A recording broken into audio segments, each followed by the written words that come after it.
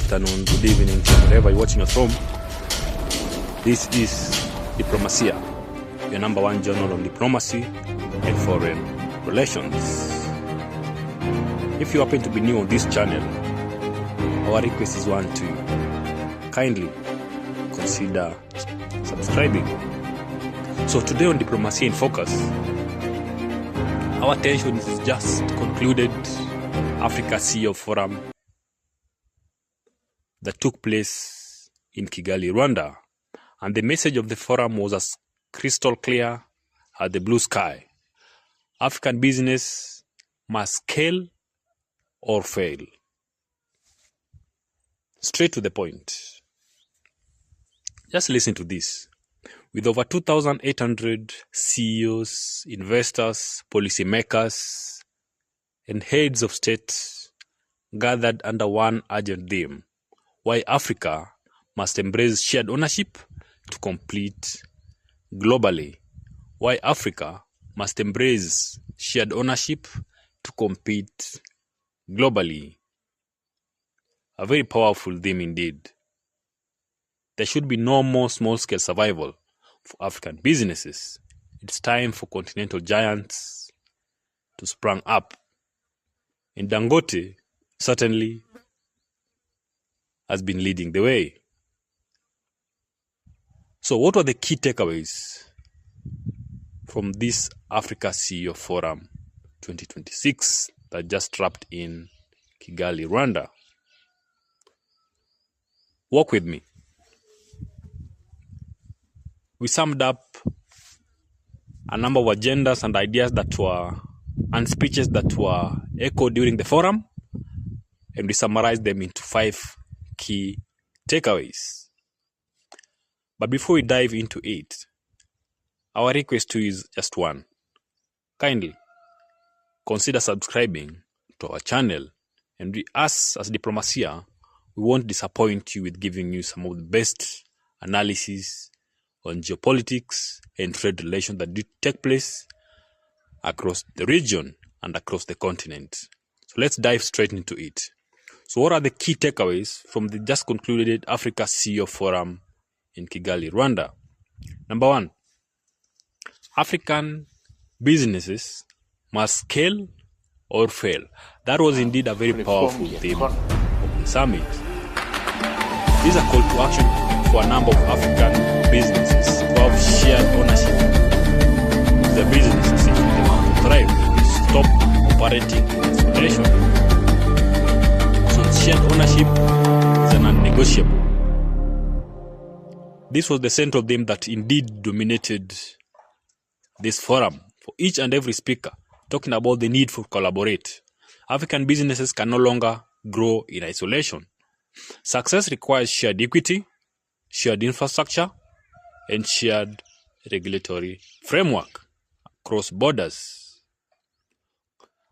There was also push by a number of speakers to have cross-border partnerships in order to pool capital and build integrated corridors and create regional champions. As you can clearly see, a number of African leaders, speech after speech, every speaker is calling about the need to collaborate. The need to, operate in togetherness. They need to champion single agenda for African businesses to see success.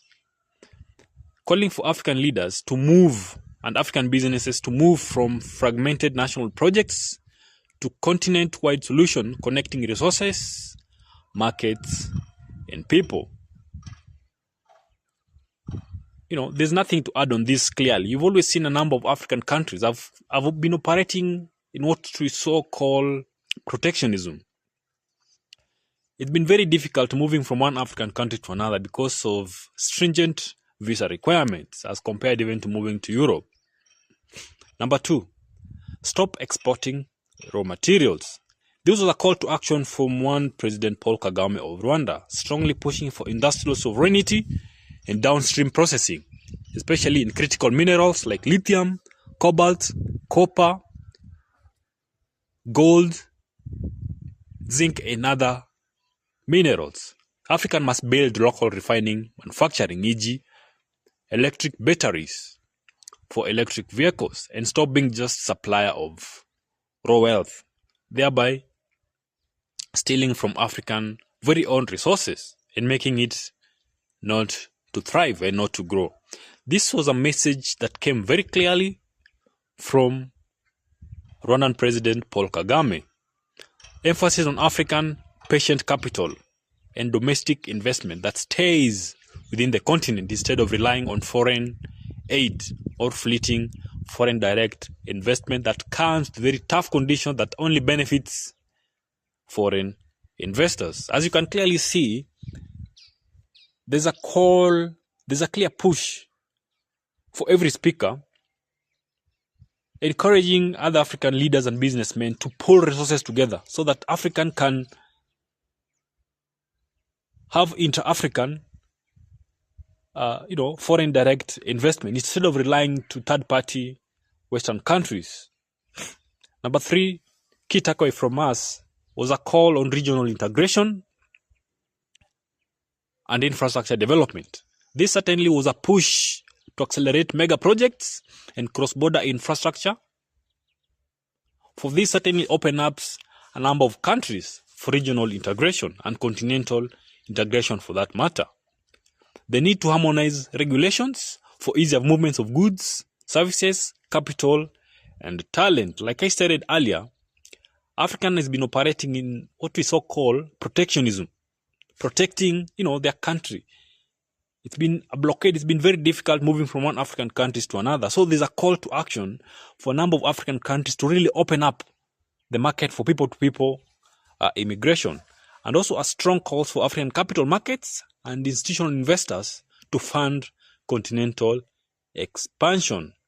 The number 4 key takeaway was the element of digital sovereignty, AI and innovation. Africa must set their fair rules for tech giants who are actually operating in the continent while scaling its own digital solutions.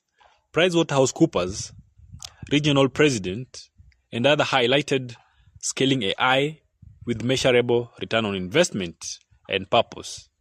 Insurance reframed as critical economic infrastructure also. There's been very low uptake for insurance, and each and every speaker who spoke on this, especially the ones that came from PwC, call in the need to push for insurance uptake in Africa. And then the other one was the element of green agenda transition. Examples like electric mobility. E.g. Spiro was a key case study that was mentioned profoundly at the summit of their battery swapping. Even though it's not an African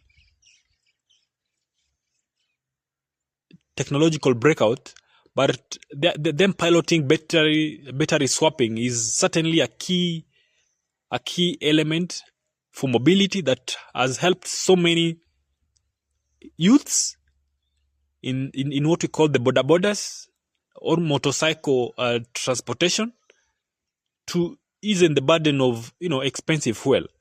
And also something else, especially on green transition, as you know, electric mobility does not really pollute the environment, so to speak. Last but not least, the 5th of what key takeaway of this forum came out also from Nigerian President, His Excellency Honorable Tinubu. Trade with one another. Well, why don't you start one? You say? Why don't you start the commodity exchange you're talking about?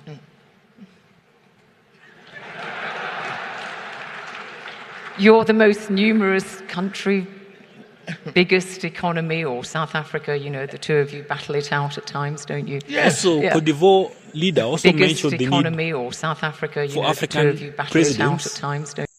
to really have one voice while pushing for strong agendas, Trade either at the, with one at the another. UN. Well, why don't you start one? You say? Why don't you start the commodity exchange you're talking about?